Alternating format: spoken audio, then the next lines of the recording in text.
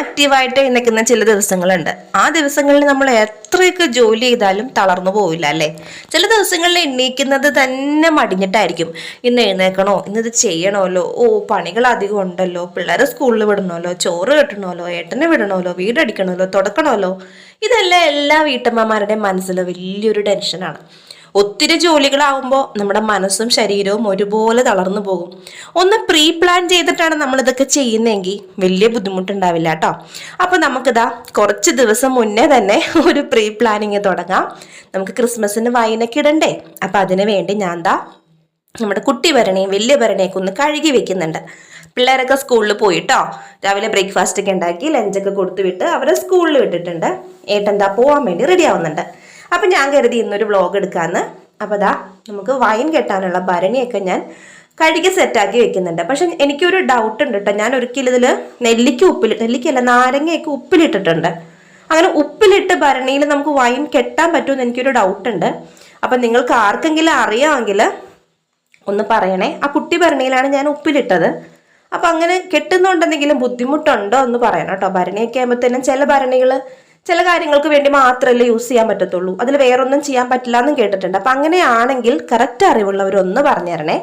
അപ്പം നമുക്കിപ്പോൾ ചാള നല്ല അസലായിട്ട് കിട്ടുന്നൊരു സീസൺ ആണല്ലോ. അപ്പം നമുക്ക് കുറെ കുഞ്ഞി ചാള 2-3 ദിവസമായിട്ട് ചാള തന്നെയാണ്. കറി വെച്ചും വറുത്തൊക്കെ ഇവിടെ മതിയായി. അപ്പം തലേ ദിവസം വറുത്തതിൻ്റെ കുറച്ച് ബാക്കിയുണ്ട്, കുറച്ച് വറുക്കാനുണ്ട്. അപ്പം ഞാൻ കരുതി വറുത്തൊന്നും വേണ്ട, നമുക്ക് ഈ ബാക്കിയുള്ള ചാള കുറച്ച് അച്ചാറിടാന്ന് കരുതി. അപ്പം കുറച്ച് വറുത്തത് അവിടെ ഇരിപ്പുണ്ട്. വറുക്കാനുള്ളത് ഞാൻ കുറച്ച് വെളിച്ചെണ്ണ ഒഴിച്ച് കുറച്ച് വേപ്പിലയൊക്കെ വെതറിയിട്ടിട്ട് ഒന്ന് വറുത്തെടുക്കുന്നുണ്ട്. നന്നായിട്ടൊന്ന് വറുത്ത് വന്നോട്ടെ കേട്ടോ, നന്നായിട്ടൊന്ന് മുരിഞ്ഞു വന്നോട്ടെ.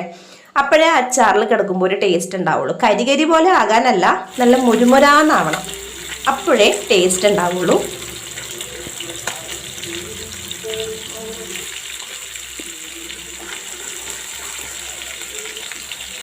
നിങ്ങളുടെ മൂക്കിൽ ഇങ്ങനെ കുഞ്ഞിച്ചാള പൊരിക്കണ മണം കിട്ടുന്നുണ്ടോ? എനിക്കിപ്പോൾ എഡിറ്റ് ചെയ്യുമ്പോൾ ആ മണം എനിക്ക് ഫീൽ ചെയ്യണു കേട്ടോ.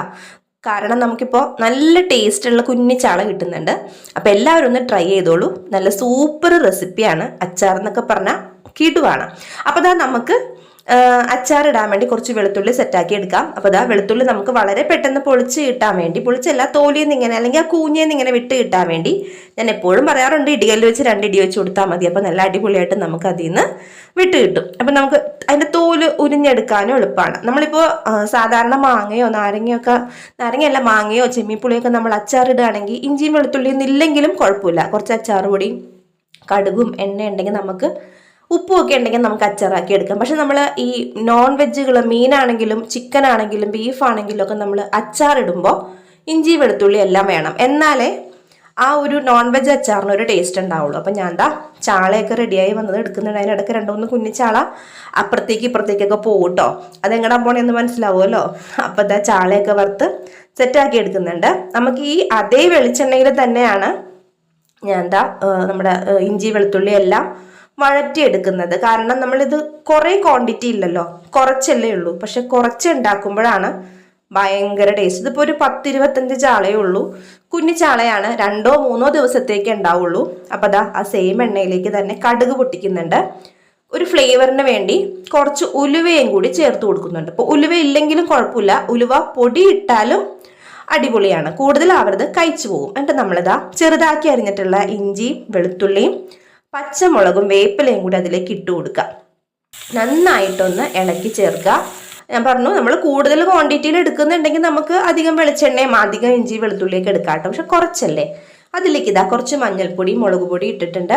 സാധാരണ മുളക് പൊടി 1 ടീസ്പൂൺ ഇട്ടിട്ടുണ്ട്. കാശ്മീരി ചില്ലി ഇട്ടിട്ടുണ്ട്. പിന്നെ എൻ്റെ അച്ചാർ പൊടിയുടെ പാത്രം കൊട്ടിക്കുടഞ്ഞ എല്ലാ പൊടി ഇട്ടിട്ടുണ്ട്. കുറച്ച് പൊടിയേ ഉണ്ടായുള്ളൂ. പക്ഷെ അതാണ് കേട്ടോ ടേസ്റ്റ്. കുറേ പൊടി ഇട്ടിട്ടുണ്ടെങ്കിൽ വലിയ സ്വാദൊന്നും ഉണ്ടാവില്ല. കുറച്ച് അച്ചാർ പൊടി ഇട്ടിട്ടുള്ളൂ.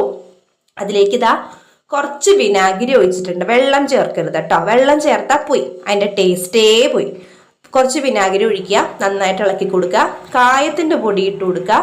കുറച്ച് പൊടിയുപ്പും കൂടി ഇട്ട് കൊടുക്കുക. പൊടിയുപ്പ് ഇടുമ്പോൾ സൂക്ഷിക്കാൻ, നമ്മൾ ഓൾറെഡി ചാള ഉപ്പൊക്കെ പുരട്ടിയിട്ടാണല്ലോ വറുത്തിരിക്കണേ. ഉപ്പ് നോക്കിയിടുക കേട്ടോ. നന്നായിട്ട് അതങ്ങ് നല്ല ഗ്രേവി പരുവത്തിൽ വരുമ്പോഴത്തേനും നമ്മൾ വറുത്ത് വെച്ചിട്ടുള്ള നമ്മുടെ കുഞ്ഞു ചാളക്കുട്ടന്മാരെയൊക്കെ നമുക്ക് അതിലേക്ക് ഇട്ട് കൊടുക്കാം. നമ്മൾ ഈ വറുത്ത് കോരുമ്പേ കുറെ കരിയൊന്നും കോരി എടുക്കാണ്ട് നോക്കുക. അങ്ങനെ കാണുന്നതെല്ലാം നമ്മൾ പറ്റുന്നതാണെങ്കിൽ ഒന്ന് ഊറ്റയിലുണ്ടൊന്ന് കോരിക്കളയുക, അല്ലെങ്കിൽ ചെറിയ ഊട്ടയുള്ള ചട്ടുകം കൊണ്ടൊന്ന് എടുത്ത് കളയാം. നമുക്കിങ്ങനെ കരികര കടിക്കുമ്പോൾ ആ ഒരു ടേസ്റ്റ് നമുക്ക് ഇഷ്ടപ്പെടില്ല. ഇഷ്ടപ്പെടുന്നവരുണ്ട് കേട്ടോ, നല്ല മുരിഞ്ഞിട്ടുള്ള നല്ല ഉപ്പും പുളിയുള്ള ചാളക്കഷ്ണങ്ങളൊക്കെ ഇഷ്ടപ്പെടുന്നവരുണ്ട്. അപ്പം അത് കണ്ടിട്ട് തന്നെ വായിൽ വെള്ളം വരണില്ലേ, നല്ല ടേസ്റ്റാണ് കേട്ടോ. അപ്പം ചാള കിട്ടുമ്പോൾ കുറേയൊക്കെ കിട്ടുകയാണെങ്കിൽ ഇങ്ങനെ ഒന്ന് ട്രൈ ചെയ്തോളൂ. കുറച്ചിട്ട് വെച്ചിട്ടുണ്ടെങ്കിൽ നമുക്കൊരു ഒരാഴ്ചത്തേക്കൊക്കെ നമുക്ക് നല്ല സൂപ്പറായിട്ടുണ്ടാവും. ഇച്ചിരി കഞ്ഞി കുടിക്കാനൊക്കെ ഇച്ചിരി അച്ചാറൊക്കെ ഉണ്ടെങ്കിൽ അടിപൊളിയല്ലേ. അപ്പോൾ ദാ അച്ചാറൊക്കെ അവിടെ മാറ്റി വെച്ചിട്ടുണ്ട്. തണുത്തിട്ട് നമുക്കത് കുപ്പിയിലാക്കി വെക്കാം. അപ്പോൾ ദാ ഞാൻ സാമ്പാറിനുള്ള കഷ്ണങ്ങൾ അരിഞ്ഞ് വെക്കുകയാണ്. നമുക്ക് അടുപ്പത്ത് ചോറൊക്കെ റെഡിയാവാൻ വേണ്ടി വെച്ചിട്ടുണ്ട്. നമുക്ക് ഓരോ ട്രിപ്പും കഴിയുമ്പോഴും ഓരോ ജോലി കഴിയുമ്പോഴും പാത്രങ്ങൾ ഉണ്ടാവുമല്ലോ. ഇവിടെ നിന്നാണ് ഇങ്ങനെ അക്ഷയപാത്രം പോലെ ഈ സിങ്ക് ഇങ്ങനെ നിറയുന്നതെന്ന് അറിയാൻ പാടില്ല. എന്ത് കഴിയുമ്പോഴും സിങ്ക് നിറഞ്ഞിട്ടുണ്ടാവും. ഒരു അച്ചാറിട്ട് കഴിയുമ്പോഴും സിങ്ക് നിറഞ്ഞിട്ടുണ്ടാവും. ഒരു ചോറോ അല്ലെങ്കിൽ ഒരു കറിയോ വെച്ച് കഴിയുമ്പോഴത്തേനും നിറഞ്ഞിട്ടുണ്ടാവും. അപ്പം ഞാൻ ദാ ഇവിടെ പാത്രങ്ങളെല്ലാം കഴുകി സിങ്ക് എല്ലാം കാലിയാക്കി വെക്കുകയാണ്. നമ്മുടെ കുക്കറൊക്കെ വിസിലടിച്ച് വിളിക്കുന്നുണ്ട്. നമ്മൾ പരിപ്പ് വേകാൻ വേണ്ടി വെച്ചിട്ടുണ്ട് കേട്ടോ കുക്കറിൽ. 2 ദിവസമായിട്ട് നമുക്കിവിടെ കൽപ്പാത്തി സാമ്പാർ പൊടി എന്ന് പറഞ്ഞൊരു സാമ്പാർ പൊടി കൊണ്ടുവന്ന് വെച്ചിട്ടുണ്ട്. കുറച്ച് ദിവസമായി ഉണ്ടാക്കണം എന്ന് വിചാരിക്കണം. അപ്പം കഷ്ണങ്ങളെല്ലാം മേടിച്ചിട്ട് വെക്കാമെന്ന് ഓർത്തിട്ട് അങ്ങ് നടന്നിട്ടില്ല. അപ്പം ഞാൻ കരുതി ഉള്ള തക്കാളിയും വെണ്ടയ്ക്കയും കൊണ്ട് അങ്ങോട്ട് ഒരു സാമ്പാർ ഉണ്ടാക്കാം. പക്ഷെ ഒന്നും പറയാൻ വയ്യ, അത്രയ്ക്ക് ടേസ്റ്റാണ് കൽപ്പാത്തി സാമ്പാർ പൊടി എന്ന് പറയുന്ന ഈ സംഗതി. നമുക്ക് എവിടെയെങ്കിലുമൊക്കെ ഇത് അവൈലബിൾ ആണെങ്കിൽ ഇത് മേടിച്ചോളൂ കേട്ടോ. ഞങ്ങളിത് മട്ടാഞ്ചേരിയിൽ നിന്നാണ് മേടിച്ചത്.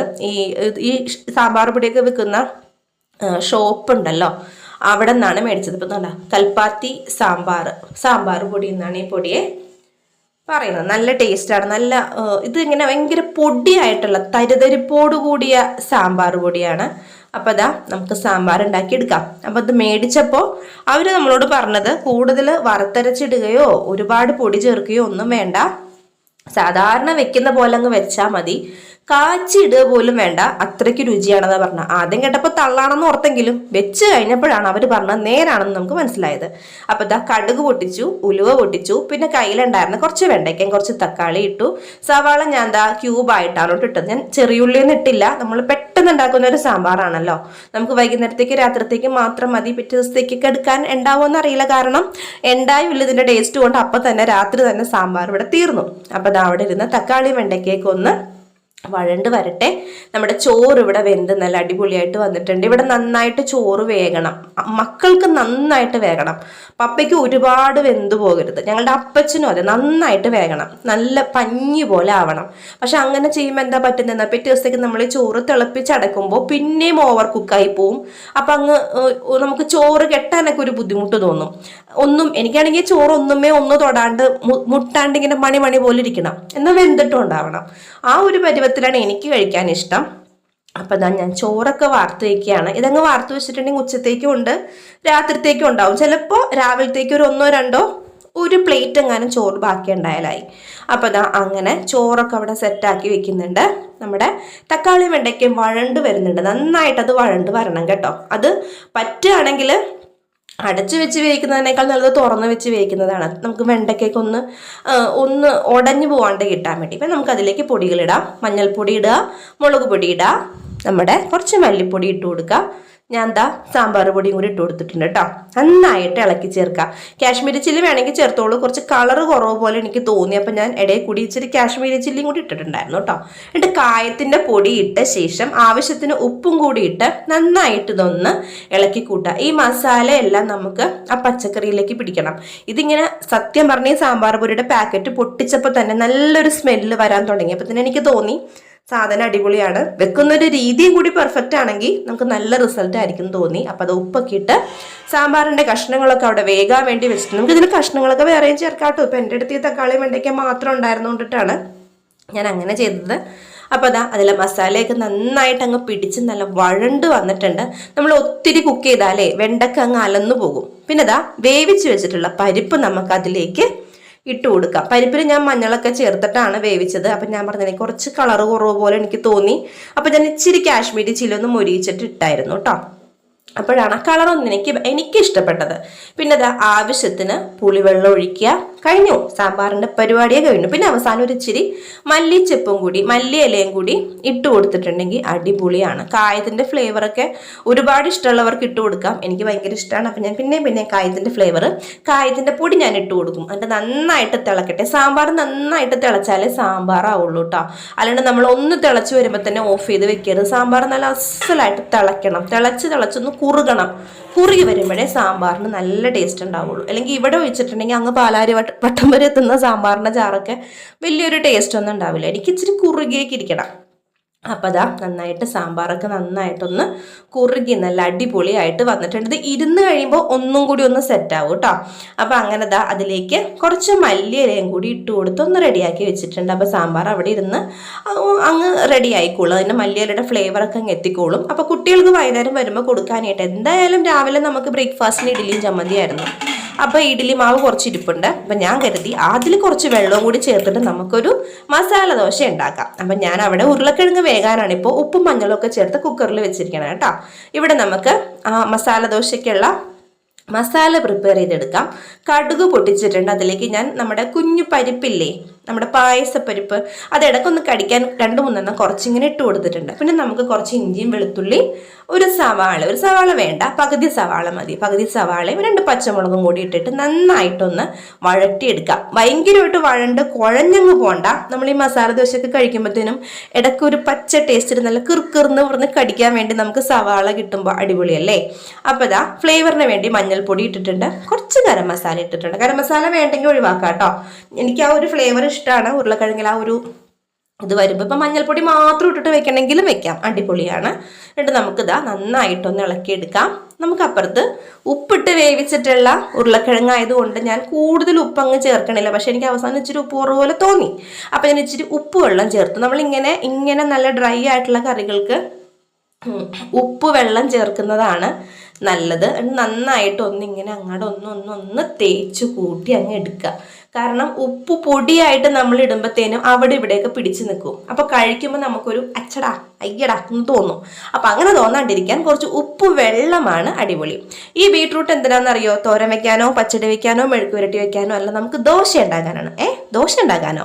അപ്പം ഞാൻ പറയാം കേട്ടോ. നമുക്ക് ഇഡ്ഡലി മാവ് എപ്പോഴും കുറച്ച് കട്ടിക്കായിരിക്കും കിട്ടുക. നമ്മൾ ഉണ്ടാക്കിയെടുക്കുക. കുറച്ച് ദോശയുടെ അത്ര ലൂസ് കൺസിസ്റ്റൻസി അല്ലല്ലോ. അപ്പോൾ എൻ്റെ ഇഡ്ഡലി മാവ് ഞാൻ ഇച്ചിരി ലൂസാക്കി എടുക്കാമെന്ന് കരുതി. ഒരു കളർ ദോശ ആയിക്കോട്ടെ എന്ന് കരുതിയിട്ടാണ്. അപ്പം ഞാൻ എന്താ ബീട്രൂട്ട് കുറച്ച് വെള്ളം ഒഴിച്ചിട്ട് അടിച്ച് അതിൻ്റെ നീര് ദോശ മാവിലേക്ക് ഇട്ട് കൊടുക്കുകയാണ്. നമ്മൾ വെള്ളം ചേർത്ത് ലൂസാക്കുന്നത് പോലെ തന്നെ ബീട്രൂട്ടും കൂടിയിട്ട് അടിച്ച വെള്ളമാണ്, അല്ലെങ്കിൽ ബീട്രൂട്ടിൻ്റെ ജ്യൂസാണ് നമ്മൾ അതിലേക്ക് ഒഴിച്ചു കൊടുക്കുന്നത്. ഇങ്ങനെ കളറിലൊക്കെ കാണുമ്പോഴേ പിള്ളേർ കഴിച്ചോളും. അപ്പോൾ ആ ഉരുളക്കിഴങ്ങിൻ്റെ ഒരു ഇതൊക്കെ അവർക്ക് കിട്ടിക്കോളും. ഉരുളക്കിഴങ്ങല്ലല്ലോ, ബീട്രൂട്ടിൻ്റെ ആ ഒരു ഗുണങ്ങളൊക്കെ അവർക്ക് കിട്ടിക്കോളും. ഇങ്ങനെ കഴിക്കുന്നത് വലിയ നമ്മൾ സാധാരണ കറി വെച്ച് കഴിക്കുന്ന പോലെ അത്ര ഹെൽത്തി അല്ല, അത്രയ്ക്ക് ഗുണം കിട്ടില്ല. ഹെൽത്തി ആണെന്നല്ല, ഗുണം കിട്ടില്ല എന്നറിയാം. പക്ഷെ എന്നാലും എങ്ങനെയെങ്കിലും കഴിപ്പിക്കാമല്ലോ. അപ്പോൾ അതാ ഞാൻ അതൊക്കെ സെറ്റാക്കി വെച്ചിട്ട് മസാലയും ദോശമാവൊക്കെ സെറ്റാക്കി വെച്ച് പോയി കുളിച്ച് റെഡിയായി. അതിൻ്റെ മക്കളെയൊക്കെ വിളിച്ചിട്ട് വന്ന് അപ്പം ഇന്ന് ചായ അല്ല, നമുക്ക് മസാല ദോശയൊക്കെ ആയതുകൊണ്ട് കാപ്പിയാണ്. കാപ്പി അപ്പം അതാ ഞാനിങ്ങനെ കാപ്പി ഉണ്ടാക്കുമ്പോൾ എൻ്റെ ജോകൂട്ടൻ നമ്മൾ റെയിൽവേ സ്റ്റേഷനിൽ വിളിച്ച് പറയില്ലേ കാപ്പിയേ, അതുപോലെ വിളിച്ചു പറഞ്ഞുകൊണ്ട് നടക്കും. അപ്പോൾ അതാ 2 പേരും ഡ്രസ്സൊക്കെ മാറ്റി കൈയും കാലൊക്കെ കഴുകി കൊച്ചു വാക്ക് തർക്കങ്ങളൊക്കെ കേട്ടിരിക്കുന്നുണ്ട്. അവന് ശബരിമലയ്ക്ക് പോകണം എന്നൊക്കെ പറഞ്ഞ് ഭയങ്കര സംസാരമാണ്. അവന് ഭയങ്കര ഇഷ്ടമാണ് മലക്കൊക്കെ ഫ്രണ്ട്സൊക്കെ പോകുമ്പോൾ അങ്ങനെയൊക്കെ പറയുന്നുണ്ട് അവൻ. അപ്പം ഞാൻ എന്താ ഒക്കെ ശരിയാക്കാം, എല്ലാത്തിനും സമാധാനം ഉണ്ടാകുക എന്നൊക്കെ പറഞ്ഞിട്ട് ഞാൻ എന്താ ബീട്രൂട്ട് മസാല ദോശ റെഡിയാക്കി എടുക്കുകയാണ്. നല്ല ഭംഗിയാണ് കേട്ടോ. പിന്നെ ഒരു കാര്യമുണ്ട്, ഇത് കുറേ നമ്മൾ മൊരീച്ചങ്ങ് എടുത്തിട്ടുണ്ടെങ്കിൽ ഇതിൻ്റെ കളർ മാറും. ഈ ഒരു കളർ കിട്ടില്ല, വേറൊരു കളർ വരും. അത് നമ്മൾ ഇപ്പോൾ പുട്ടുണ്ടാക്കുമ്പോഴാണെങ്കിലും കുറേ നേരം ബീട്രൂട്ട് നീരൊഴിച്ചിട്ട് ആവി കയറ്റിയിട്ടുണ്ടെങ്കിൽ ഞാൻ ബീട്രൂട്ടിൻ്റെ പുട്ടും ഉണ്ടാക്കും. നല്ല ടേസ്റ്റാണ്, നല്ല ഫ്ലേവറാണ്, നല്ല കാണാനും അടിപൊളിയാണ്.